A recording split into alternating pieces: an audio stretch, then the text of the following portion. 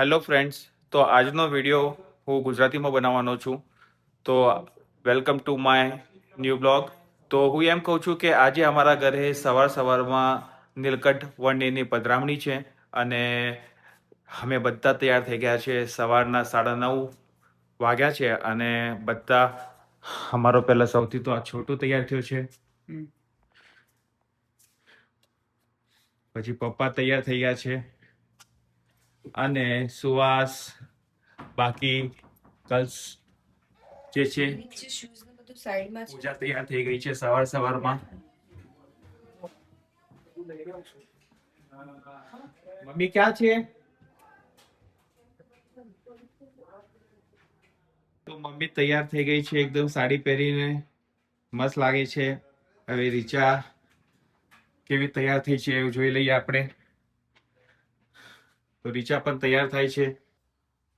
રીચા भी तैयार हो चुकी है.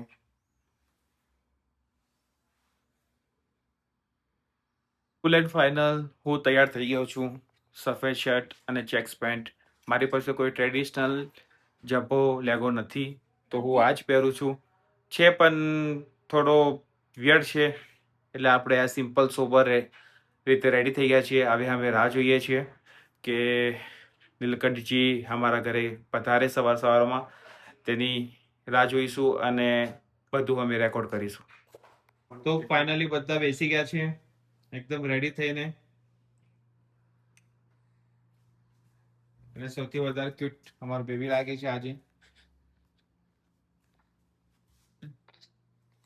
પૂજા, Suvas, Mehul, mummy papa and Richa.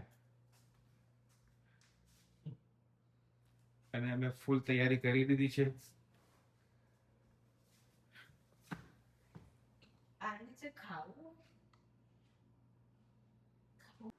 भगवान तो कहता मैं हंसा खिलखिलाट खुश रहो.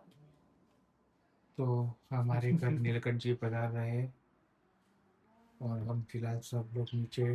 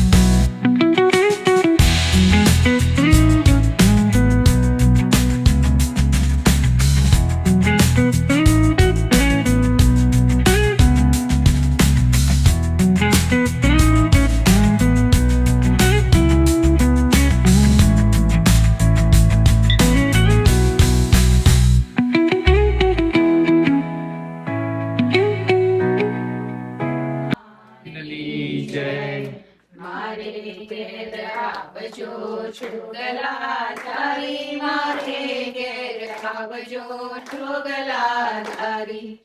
લાડુ જલેબી ને સેવા સુહાણી હું તો ખાવે કરી ખાવી છું ઘરી. મારે ઘેર આવજો છોગલાધારી મારે ઘેર આવજો છોગલાધારી. સ્વામી ભગતજી મહારાજ, શાસ્ત્રીજી મહારાજ, યોગીજી મહારાજ, પ્રમુખ સ્વામી મહારાજ, મહંત સ્વામી મહારાજ, નીલકંઠ વર્ણિ મહારાજ. હળવે હળવે આગમન કરજો અવતારના અવતારી મારે ઘેર આવજો છોગલાધારી મારે.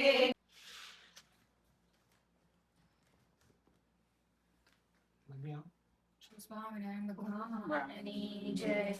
જય સ્વામિનારાયણ જય અક્ષર પુરુષોત્તમ. અક્ષર પુરુષોત્તમ જય અક્ષર પુરુષોત્તમ. દર્શન સર્વોત્તમ જય સ્વામિનારાયણ. મુક્ત અનંત સુપૂજિત સુંદર સાકાર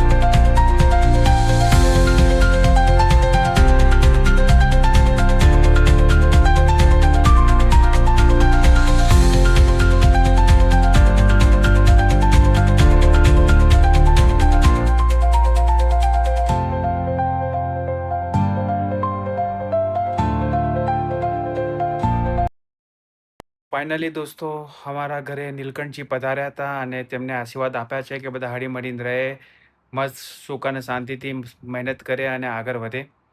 અને તેમને જતાં જતાં એક વસ્તુ પણ અમને કહેતા ગયા, અમને એક શીખ શીખવાડી કે કોઈના સાથે ખોટું કરવું નહીં અને કોઈને મન દુઃખ કરવું નહીં.